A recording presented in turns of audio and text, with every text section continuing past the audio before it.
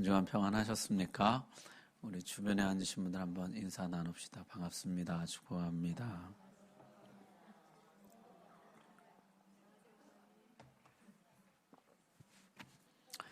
감사합니다. 전 광고가 한 가지인데 제가 지난주일에 광고를 빼놓은 것이 있어요. 우리 권사회 야유회가 이번 주 토요일에 있습니다. 우리 권사님들이 참여해 주시길 바라고요. 정확히 시간을 제가 잘 모르겠는데 몇 시에 모이는 거죠? 10시? 10시에 교회로. 아침이죠? 아침 10시에 교회로 모여서 했습니다. 네, 감사합니다. 자, 요한일서 기록 목적 첫 번째는 성도는 세상에서 기쁨이 충만해서 살 수 있다 그랬죠. 하나님과 교제 가운데. 두 번째, 세상에서 죄를 이길 수 있다. 예수님을 알면 알수록. 따라서 소망을 가지라 그랬습니다. 마귀하고 죄는 어떻게 합니까? 그건 소멸해가는 과정 중에 있는 것이라. 마지막 때 주님이 완전히 멸하실 것이라 그랬습니다. 의와 사랑이 너무 적어서 양심에 찔립니다. 양심보다 크신 하나님을 바라보라. 하나님이 내 진심을 아신다 그랬습니다. 의와 사랑은 자라가는 과정 중에 있다 그랬죠. 그래도 불안합니다. 너희 안에 성령이 계시지 않느냐. 성령이 계속해서 불어넣어 주시는 확신을 붙잡고 절대 소망을 놓치지 말라. 그렇게 말씀을 했죠. 자, 4장. 거기까지가 이제 3장 이야기였고요. 4장이 오면은 이렇게 시작하죠. 사랑하는 자들아 영을 다 믿지 말고 오직 영들이 하나님께 속하였나 분별하라. 자, 성령이 우리 안에서 계속해서 확신을 불어넣어 주세요. 우리 안에서 소망을 잃어버리지 말라고 계속 소망을 붙잡으라고 우리에게 말씀해 주시는데 내 안에서 다른 소리가 들려올 수도 있다는 것이죠. 진리의 다른 소리가 들려올 수가 있다. 분별해야 된다는 것이에요. 너를 봐라. 끊임없이 죄를 짓지 않느냐. 넌 양심도 없니? 양심에 거리끼지도 않니? 이런 소리가 들려오는데 그걸 분별해야 된다는 것이에요. 성령이 주시는 소리인가? 아니면 나에게로부터 소망을 빼앗아 가서. 여러분, 소망이 없는 자가 죄 짓는 건 너무나 쉬운 일이거든요. 소망을 가진 자마다 자기를 깨끗하게 하거든요. 소망을 빼앗아서 우리로 하여금 범죄하고 하나님을 떠나게 하려는 마귀의 소리인지를 분간해야 한다는 것입니다. 내 안에서 들려오는 소리라고 다 믿지 말고 분별하라. 영을 다 믿지 말고 분별하라 그랬습니다. 자, 뭘로 분별할까요? 6절에 보면은 우리는 하나님께 속하였으니 하나님을 아는 자는 우리의 말을 듣고 하나님께 속하지 아니한 자는 우리의 말을 듣지 아니하나니 진리의 영과 미혹의 영을 이로써 아느니라. 진리와 미혹, 기록된 말씀, 기록된 진리를 기준으로 삼아서 분별할 수가 있다는 것입니다. 여러분, 성경의 저자가 누굽니까? 성경의 저자가 성령 하나님이죠. 성령 하나님이 적기는 이렇게 적어놓고 실제 우리에게 말씀하실 때는 다르게 말씀하시고 그런 분이 아니시죠. 동일하신 분이잖아요. 따라서 기록된 말씀을 기준으로 해서 내 안에 들려오는 소리들을 성령이 주시는 말씀인지 아니면 거짓 영, 미혹의 영의 소리인지를 분별하라는 것입니다. 자, 거기까지가 이제 요한복음 4장 6절까지예요. 여러분, 요한복음이란다. 요한일서는 크게 두 부분으로 나눠지는데요. 1장 1절부터 4장 6절까지가 1부예요. 1부, 앞부분. 4장 7절부터 끝까지가 2부예요. 뒷부분. 그렇게 크게 둘로 나눠져 있습니다. 앞부분은 뭐예요? 우리는 하나님의 자녀이다 이거죠. 우리는 하나님의 자녀이다. 이게 1부 내용이에요. 2부 내용은 하나님의 자녀는 어떻게 살아야 되느냐예요. 따라서 4장 7절부터 끝까지는요. 하나님의 사랑받는 자녀, 우리는 어떻게 살아야 되느냐. 보면 성경이 다 이렇게 돼 있어요. 여러분 로마서 혹시 생각나세요? 1장부터 11장까지는 복음이 뭔지를 이야기하고 12장부터 끝까지는 복음을 받은 성도가 어떻게 살아야 되는가. 에베소서도 그렇고 모든 성경이 그렇게 되어 있어요. 서신서가. 앞에는 우리가 하나님의 자녀임을 밝히고 뒤에는 그럼 하나님의 자녀 어떻게 살아야 되느냐. 그래서 소요리 문답은 이거 어떻게 나눴냐면 앞에는 우리가 믿어야 할 바, 우리가 뭘 믿어야 되느냐. 뒷부분은 우리가 행해야 할 바, 우리는 뭘 행해야 되느냐. 그렇게 나눠져 있다는 것이에요. 자, 그래서 이제 오늘부터 뒷부분 한번 살펴볼 텐데요. 뒷부분은 어떻게 살아야 되느냐요. 어떻게 살아야 되느냐. 자, 그러면 일부 인정, 우리가 하나님의 자녀인 거 인정. 그러면 하나님의 자녀는 어떻게 살아야 되느냐. 이제 2부 이야기죠. 2부를 결론부터 말하면요. 3가지예요. 3가지. 첫 번째는 더 사랑하고, 두 번째는 더 의롭고, 세 번째는 더 성령을 따라 살아라. 그것이 요한일서의 내용이에요. 그래서 뒤에는 어떻게 살아야 되느냐? 더 사랑하고, 더 의롭고, 더 성령을 따라 살아라. 그게 4장 7절부터 끝까지의 내용입니다. 자, 사랑의 사도 요한은 2부를 이렇게 시작하죠. 4장 7절에 사랑하는 자들아, 우리가 서로 사랑하자. 사랑은 하나님께 속한 것이니. 이게 이제 2부의 시작이에요. 더 사랑하면서 살라. 요한이 사랑의 사도라 그러잖아요. 그래서 요한일서 4장은요, 사랑에 관해서 정말 보석 같은 말씀이죠. 자, 사랑은 무엇입니까? 오늘 2부를 시작하면서 사랑에 대해서 제일 먼저 알아야 될 것이 뭐냐면, 사랑은 누구에게 속한 것이에요? 사랑은 하나님께 속한 것이다. 이걸 먼저 알아야 됩니다. 사랑은 하나님의 성품이다. 사랑은 하나님께로부터 나오는 하나님의 독특하고 고유한 성품이에요. 여러분, 마귀에게 독특하고 고유한 성품도 있죠. 주님이 요한복음에서 말씀하셨죠. 너희는 너희 아비 마귀에게서 났으니 너희 아비의 욕심대로 너희도 행하고자 하느니라. 그는 처음부터 살인한 자요, 진리가 그 속에 없으므로 진리에 서지 못하고 거짓을 말할 때마다 제 것으로 말하느니 이는 그가 거짓말쟁이요 거짓의 아비가 되었습니다. 마귀의 본성, 성품이 나와요. 그게 뭡니까? 욕심, 살인, 거짓이에요. 욕심, 살인, 거짓은 마귀에게로부터 나오는 마귀의 성품이에요. 마귀의 고유한 독특한 성품이에요. 욕심, 살인, 거짓이에요. 하나님의 성품은 뭐라고요? 사랑이에요. 사랑. 이 뒤에 가면 의와 사랑. 이게 하나님의 성품이에요.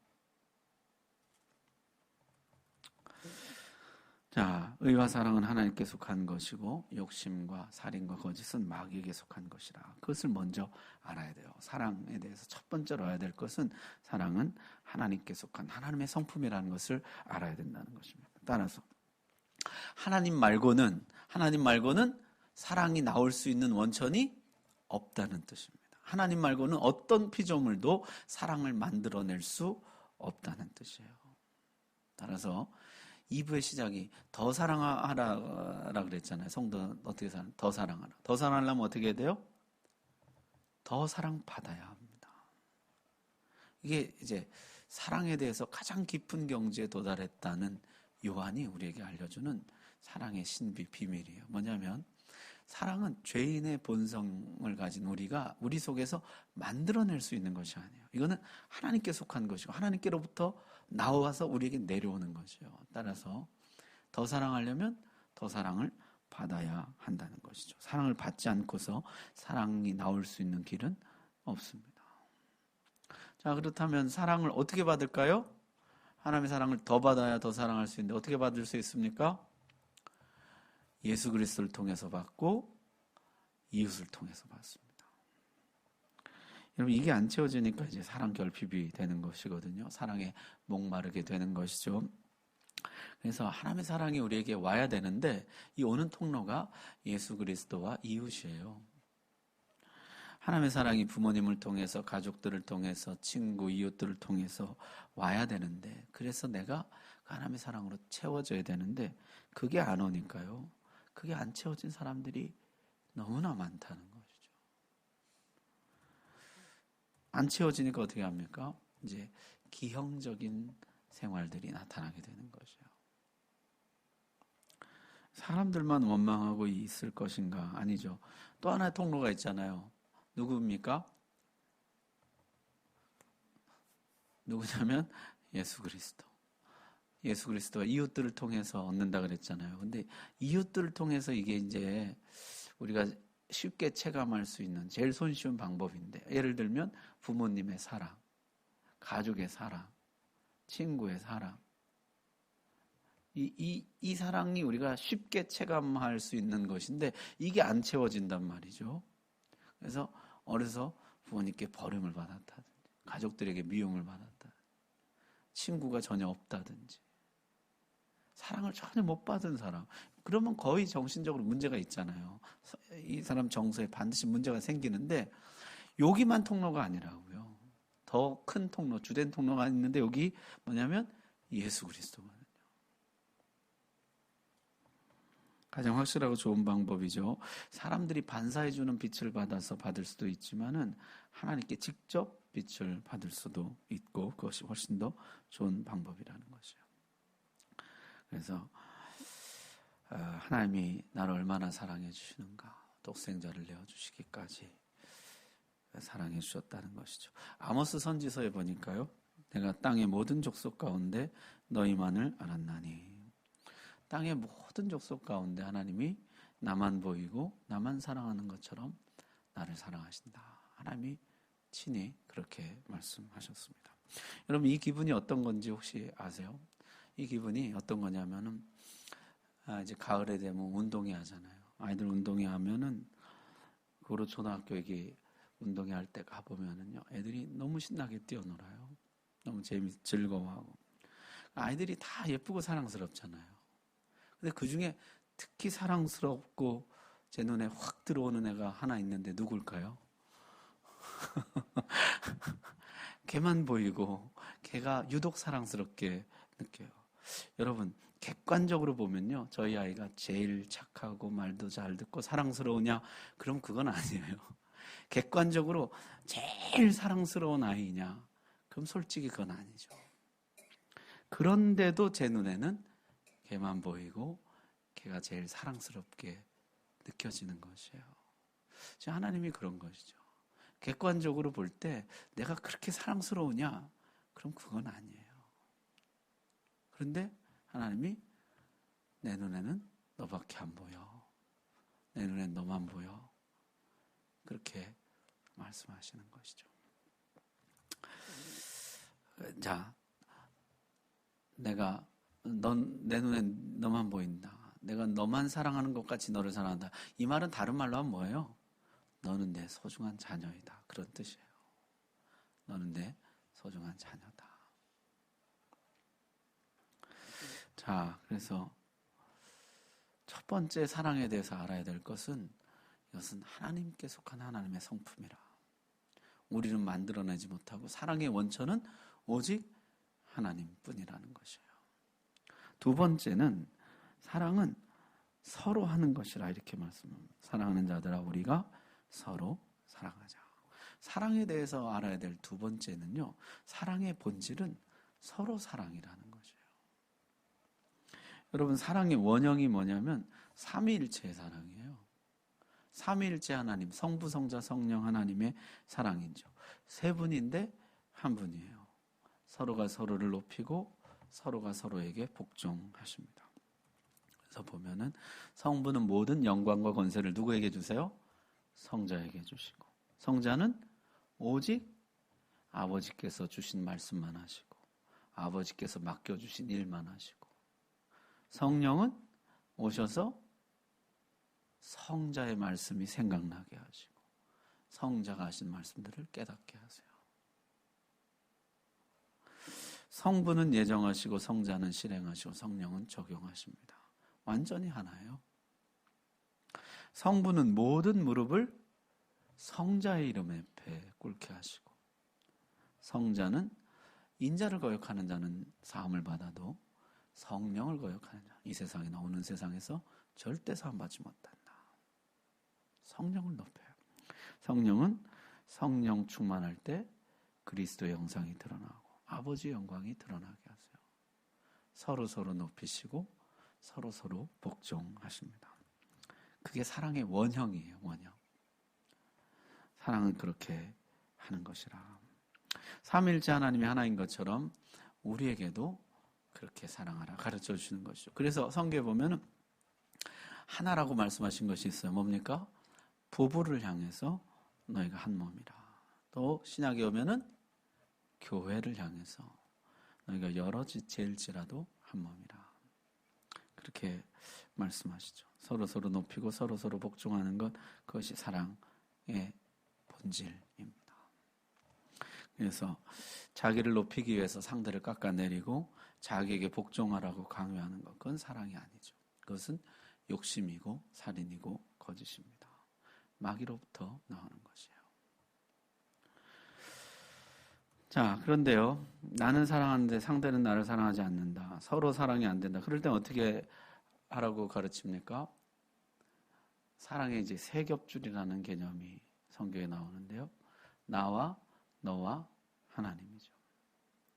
자, 나와 너와 하나님, 이게 사랑의 세 겹줄인데요. 하나님과 나의 사랑이 이제 사랑의 줄로 연결이 돼요. 그래서 하나님의 사랑을 내가 충분히 받습니다. 그러면 그 사랑이 내 안에 충분히 흘러 들어오게 되면 어떻게 되냐면 이제 나에게서 흘러 넘쳐요.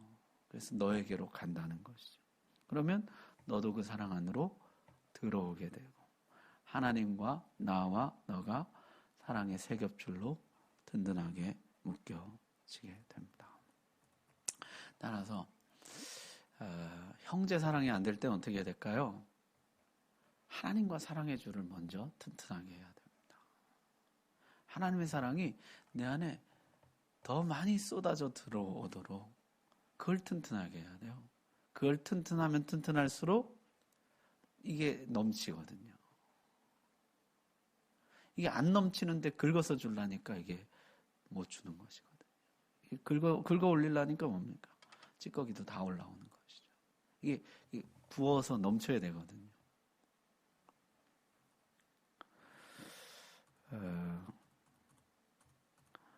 내리사랑이란 말이 있죠.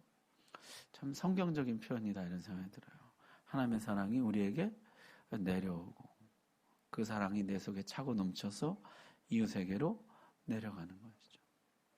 거꾸로 하려고 하면 안 돼요. 이웃에게 받아서 채워서 내가 하나님을 사랑하려고 하면은 이게 어렵습니다. 사랑은 위에서 받는 것이죠. 하나님께 받는 것. 그리고 받아서 이웃에게 내려보내는 것이에요. 그것이 사랑의 원리인 것이죠. 그래서 여러분 너무너무 섭섭한 일이 있고 그럴 때 어떻게 해요? 이 단어를 기억하십니다. 사랑은 내리사랑이다. 나는 아버지께 받아서 흘려 보내는 것이지 밑에서 받아서 위로 올라가려고 그러면 이거 참 시험 들 일도 많고 속상한 일도 많고 섭섭한 일도 많아요. 그냥 아버지께 받아서 흘려 보내는 것으로 만족해야 합니다. 하나님이 나에게 내가 흘려 보낸 것 이상으로 부어주시거든요. 사람들이 흔히 바울과 요한과 베드로를 비교하죠. 바울은 믿음의 사도라 그렇게 부르죠. 오직 믿음으로 의롭게 된다. 이 신칭이죠. 오직 믿음으로 의롭게 된다. 그래서 바울에게 성도는 누굽니까? 물으면 믿음이 있는 자가 성도라. 그렇게 대답한다는 거예요. 반면에 요한은 사랑의 사도죠. 그래서 사랑한 자마다 하나님께로부터 나서 하나님을 알고 하나님께 속하였다. 그래서 요한에게 성도는 누굽니까? 그러면 사랑하는 자라. 하나님의 사랑이 그 속에 있는 자라. 그렇게 답한다는 것이죠. 베드로는 소망의 사도입니다. 예수의 부활로 우리에게 산 소망이 있게 하시며 베드로에게 신자는 누굽니까? 물으면 신자는 소망을 가진 자라. 하나님을 향한 산 소망을 가진 자. 그렇게 답한다는 것이죠.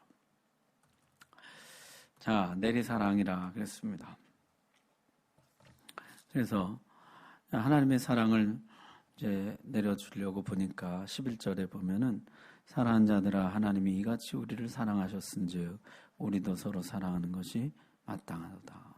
너희는 사랑을 내려보낼 때 이렇게 내려보내는 게 마땅하다. 그렇게 말씀하죠. 그 이같이가 뭐예요, 그러면? 이같이 사랑하셨다는데 그 이같이가 어떻게 사랑하셨다는 것이에요? 9절에 독생자를 세상에 보내심은 하나님의 사랑이 우리에게 이렇게 나타난 바 되었으니 하나님이 자기의 독생자를 세상에 보내심은 그로 말미암아 우리를 살리려 하심이라.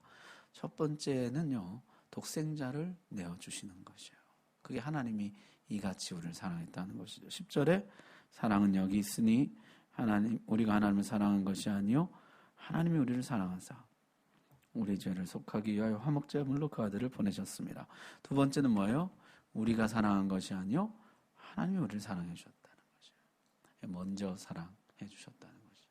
그래서 자, 하나님의 우리를 사랑해 주셨는데 그 하나님의 사랑이 어떻게 우리에게 나타났냐면, 어떻게 우리를 사랑해 주셨냐면 두 가지라는 것이에요. 뭐냐면 독생자를 내어주는 것과 먼저 사랑하는 것이에요. 그게 하나님이 우리에게 보여준 사랑이라는 것이. 너희도 그렇게 사랑해야 한다는 것입니다. 여러분, 독생자를 내어줬다는 게 무슨 뜻이에요? 하나밖에 없는, 바꿀 수 없는 가장 귀중한 그런 뜻이죠. 그런 독생자를 내어주셨다는 것입니다. 왜 내어주셨습니까? 그로 말미암아 우리를 살리려 하십니다. 우리를 살리기 위해서 내어주셨다는 것이죠. 아직 죄인된, 아직 원수된, 끊임없이 하나님을 거역하고 대적하는 우리를 살리려고 독생자를 내어주셨다는 것입니다.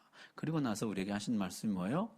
그런 사랑을 너희가 받았으니까 너희도 그런 사랑을 내려보내라는 것이에요. 아직 죄인, 아직 원수일 때 너의 소중한 것을 내어놓으라는 것입니다. 끊임없이 너를 힘들게 하고 아프게 하는 그를 위해 너의 소중한 것을 내어놓으라. 그 사람을 살리기 위해서, 그 사람을 용서하기 위해서 너의 소중한 것을 내어놓으라는 것이죠. 그게 사랑이에요. 우리는 그런 사랑을 받았고 그런 사랑을 내려보내라고 요구받고 있다는 것이죠. 여러분, 여러분에게 가장 소중한 것 내어놓을 것이 무엇입니까? 여러분이 그걸 내놓기만 한다면 형제를 살릴 수 있는 것, 형제를 용서하고 그를 회복시킬 수 있는 것, 그게 뭐예요? 자존심, 내 소중한 시간, 에너지, 내 영광, 내 자랑, 내가 정말 소중하게 여기는 것, 명예, 그걸 내가 내어놓는 것이에요. 변화산에서 주님이 영광스럽게 변화되셨죠. 처음 이 땅에 오시기 전에 천국에서 그런 모습이셨을까요? 베드로는 그걸 보고 황홀경에 빠져가지고요. 여기 초막셋을 짓고 우리 같이 여기서 살면 안 됩니까? 주님이 내려가자 그러셨죠. 내려가는 것이 귀신 들린 아이를 살리고 그 부모를 살리고 제자들을 살리고 세상을 살리는 것이죠.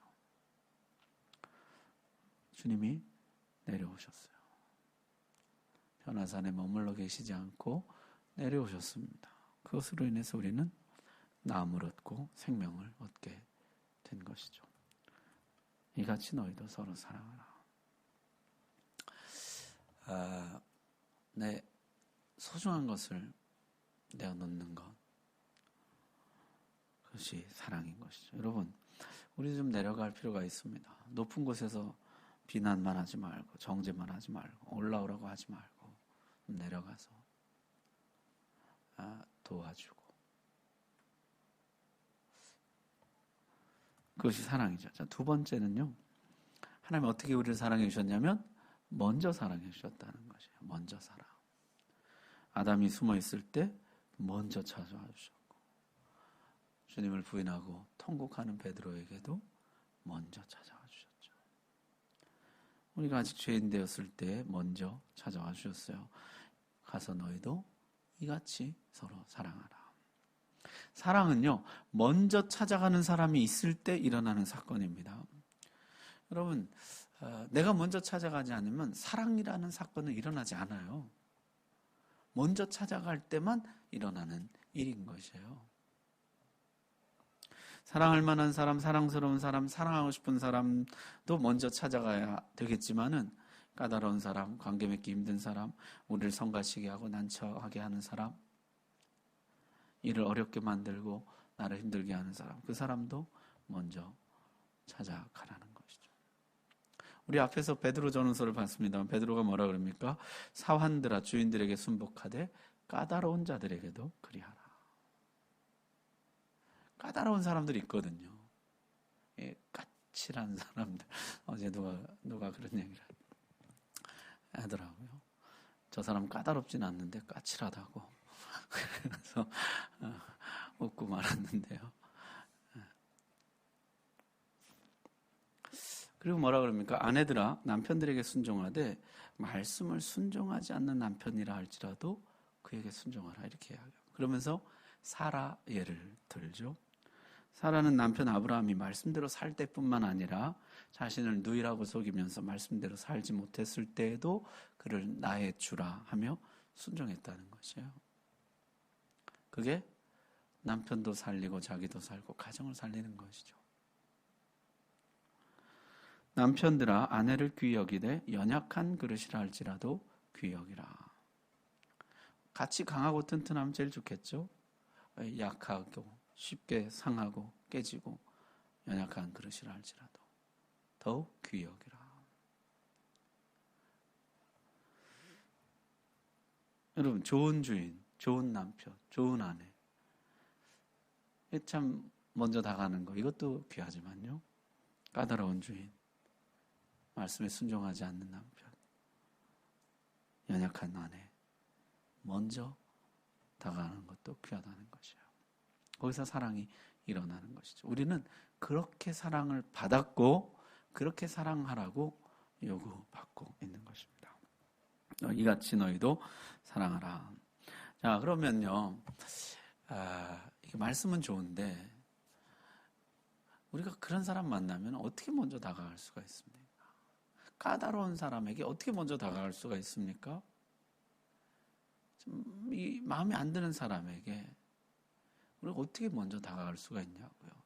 내 기대에 못 미치는 사람, 나를 성가시게 하고 힘들게 하고 어떻게 먼저 다가갈 수 있습니까? 성경은요 3가지 이야기를 하는데 첫 번째는요 이런 사람을 볼 때 기억해야 될 것은 먼저 나 자신을 바라보는 일이라 그렇게 말씀합니다. 이거는요 거의 영적 전쟁과 같은 것입니다. 우리가 다른 사람은 잘 봐도 나 자신은 잘 못 보는 거거든요. 형제들아 사람이 만일 무슨 범죄한 일이 드러나거든 신령한 너희는 온유한 심령으로 그러한 자를 바로잡고 내 자신을 돌아보아 너도 시험을 받을까 두려워하라. 우리는 문제를 일으키는 사람은 그 사람이라고 생각하면서 그 사람만 변화되면 아무 문제 없이 행복하게 잘 살 수 있을 것이라 생각합니다. 그러나 성경은 다르게 말합니다. 잠시만 멈춰서서 너 자신을 한번 돌아보라. 너도 원래 어둠 가운데 있었으며 하나님이 빛 가운데로 옮겨진 이후에도 수없이 어둠으로 되돌아가는 일을 반복하고 있지 않느냐. 먼저 하나님 앞에서 자기 자신을 보라는 거예요. 우리 금년 초에 철로역정 영화 같이 한번 봤잖아요. 그걸 쓴 사람이 존 버년이라는 사람인데요. 그 사람이 이런 말을 했어요. 아래에 처한 자는 추락을 두려워할 필요가 전혀 없으며 낮아지는 자에게는 교만이 없다. 여러분 내가 낮아지잖아요.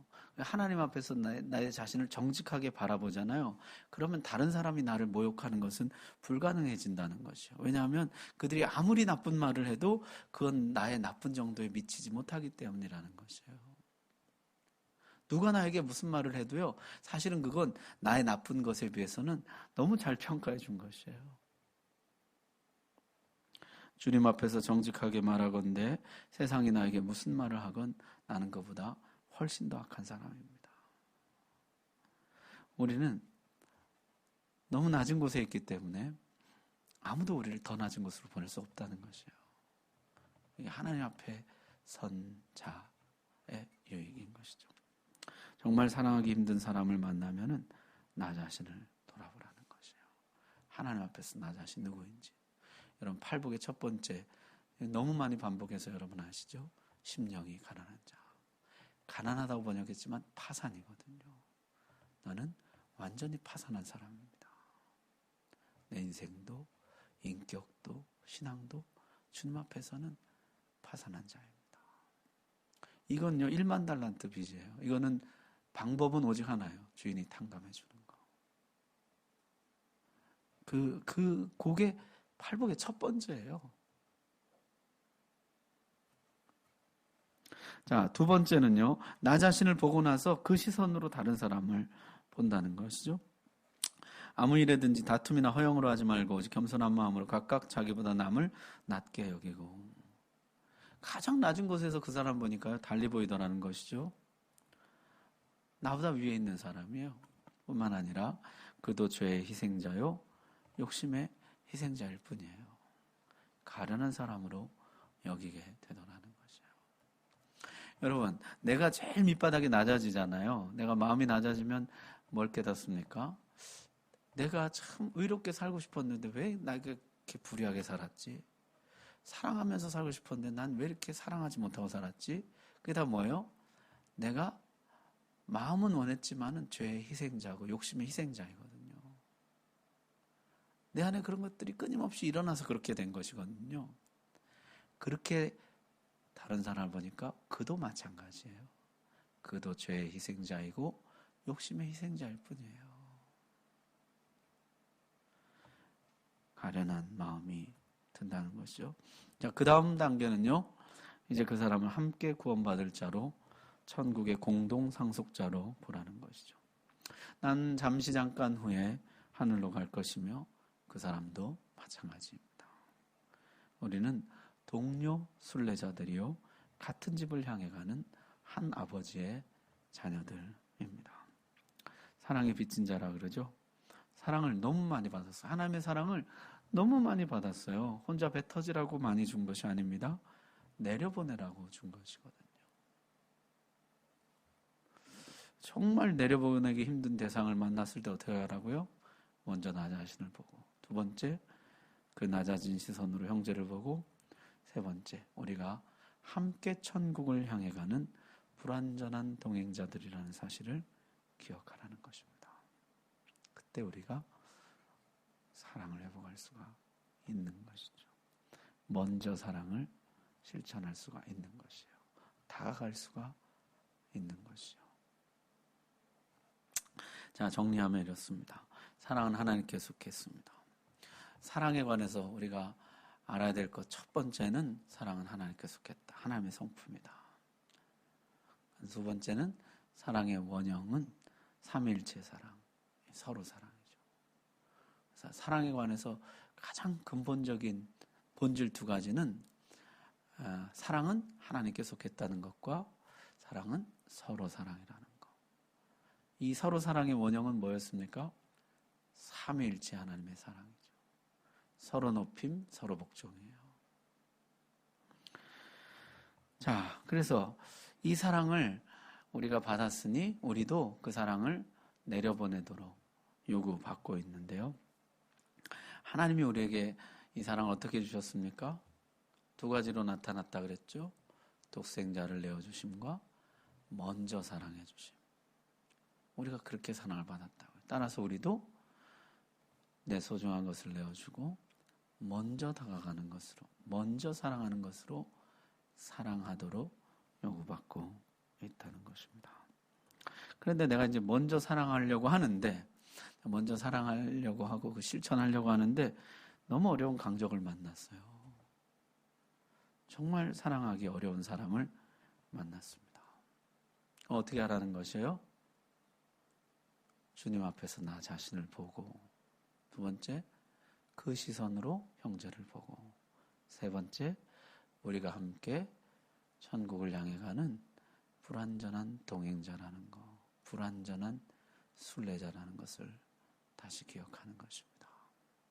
그리고 그를 사랑하라. 자, 그래서 사랑을 그렇게 실천해 가는 것이죠. 여러분, 내 안에 하나님의 사랑이 계속해서 들어오고 충만해지고 있는지 아닌지 테스트할 수 있는 방법이 있습니다. 사랑의 테스트 10가지인데요. 제목만 짧게 말씀드리겠습니다. 첫 번째는요, 하나님 나를 대적한다는 느낌이 점점 사라지는 것이에요. 사랑이 들어오면 들어올수록 하나님이 나를 대적한다는 느낌이 사라져요. 반대로 하나님의 사랑이 내 안에 작아지잖아요. 그러면 하나님이 나를 마치 대적하는 것 같이 느껴져요. 욥이 시달렸던 생각이 바로 이것이죠. 하나님 나를 칠 틈을 찾으시며 나를 대적으로 여기사. 왜 하나님이 나를 대적으로 여기시지? 왜 하나님이 나를 못 쳐서 안달이지? 왜 하나님 나를 못 괴롭혀서 안달이지? 이런 느낌이 드는 것이 하나님의 사랑으로부터 멀어진 증거라는 것이요. 하나님이 나를 찾아오시고 다가오시 이 모든 것이 뭐예요? 나를 때리고 공격하기 위한 일로 느껴진다는 것이죠. 그러나 하나님은 그렇지 않죠. 아담에게 찾아갈 때나 베드로에게 누구에게 찾아갈 때도 사랑하기 위해서 찾아가지 하나님이 그렇게 하지 않으신다는 것이죠. 너희를 향한 나의 생각은 내가 하나니 재앙이 아니라 곧 평안이요 너희 장래에 소망을 주려는 것이라. 탕자가 돌아올 때 아버지의 생각은 뭐였습니까?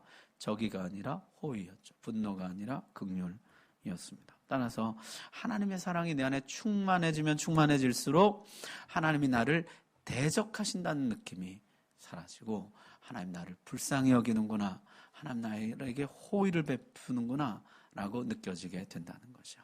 여러분 혹시 그런 적 있으세요? 하나님 나를 대적으로 여기신다는 느낌? 죄를 많이 지면 이런 느낌이 들어요. 하나님 나를 대적하시는구나. 사랑이 떠나가면 그런 느낌이 많이 들어요. 참 괴로운 일이죠. 근데 사람이 얼마나 악하냐면요, 하나님과 한번 맞서봐요. 이런 생각도 들어요. 제가 청년부 시절에 하나님이 나를 대적하시는 것 같다고 그랬더니 우리 청년부 후배들이 너무 깜짝 놀라더라고요. 그래서 더 말하면 안 되겠다 이런 생각이 들었는데 진짜 그럴 때가 있어요. 죄를 많이 짓잖아요. 그러면 하나님 나를 대적한다는 느낌이 들어요. 그러면서 반대로 나도 대적해야지 이런 생각까지 들어요. 자, 하나님 사랑이 많아지면은 그런 느낌이 사라진다는 것이죠. 두 번째는요, 경외심은 남아있지만은 하나님에 대한 두려움이 사라져요. 아담과 하와는 범죄 직후에 두려움이 생깁니다. 하나님에 대한 두려움. 저는 하나님 찾으면요 막 달려왔는데 지금 하나님 부르니까 어떻게 해요? 숨어버려요. 두려워서. 본래 인간에게는요 하나님을 향한 경외심이 있었지 두려움은 없었거든요. 범죄한 이후에 생겨나게 된 것이에요. 근데 하나님 사랑이 들어오면 들어올수록 두려움이 나갑니다. 그래서 사랑이 두려움을 내어 쫓나니. 사랑이 많아지잖아요. 그럼 두려움이 없어져요. 여러분, 주님 섬기면서 무서워서 섬기는 사람이 있어요. 무서워서 섬기는 사람. 이게 아직 사랑이 아닌 것이에요. 의무감인 것이에요. 책임감인 것이에요. 그래서 두려움 대신에 경외감, 하나님 사랑하는 마음이 채워지는 것 중요하다는 것이죠. 자, 세 번째는요, 하나님이 나를 위하고 사랑하신다는 것이 점점 더 크게 느껴집니다. 하나님이 나를 대적하신다는 느낌은 없어지고요. 하나님 나를 사랑해 주시는구나. 그것이 느껴져요. 하나님이 왜 이렇게 나를 사랑해 주지? 왜 이렇게 나를 편애하시지? 왜 이렇게 나에게 특혜를 주시지? 내가 드린 거는 뭐 요만큼인데 하나님이 이만큼 주는 것 같은 느낌을 받아요. 하나님 사랑이 충만하게 내 안에 들어오는 것입니다. 자, 네 번째는 죄 사함 받았다는 것을 느껴요.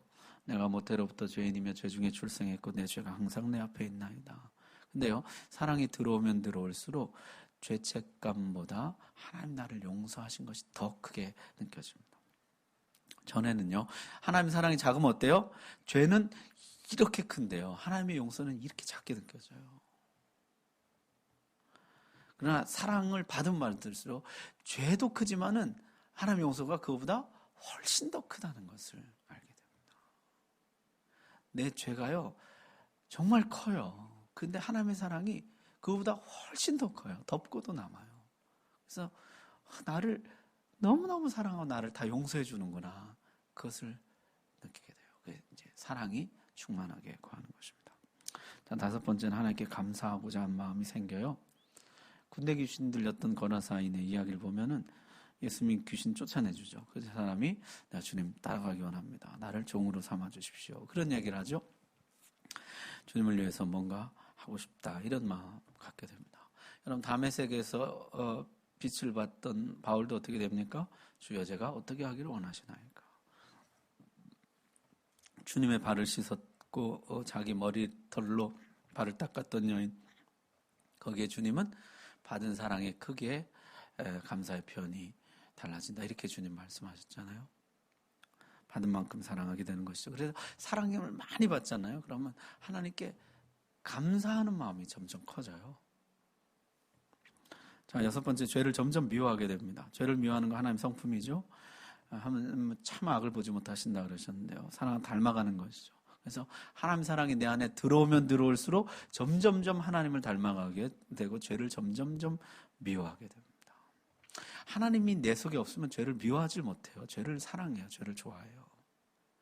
죄를 막 은근히 즐기고 아까워하고 이러거든요. 근데 하나님 사랑이 내 안에 들어오면 들어올수록 죄를 미워하는 마음이 생겨요. 죄가 싫을 뿐만 아니라 미워요. 자, 7번째는요. 주님의 사랑이 들어오면 들어올수록 내가 주님을 기쁘시게 하고자 하는 마음이 들어요. 주님을 어떻게 하면 기쁘시게 할까? 사도 바울이 그렇게 말씀하죠. 결혼하지 않은 사람은 어떻게 해요? 어떻게 하면 하나님을 기쁘시게 할까? 근데 결혼한 사람은 어떻게 해요? 어떻게 하면 배우자를 기쁘게 할까? 그런다고 그러잖아요. 그게 비단 이 육적인 결혼뿐만은 아닐 것입니다. 우리 삶에서 내가 누구와 짝하고 누구와 버타느냐에 따라서 내가 누구를 기쁘게 할까?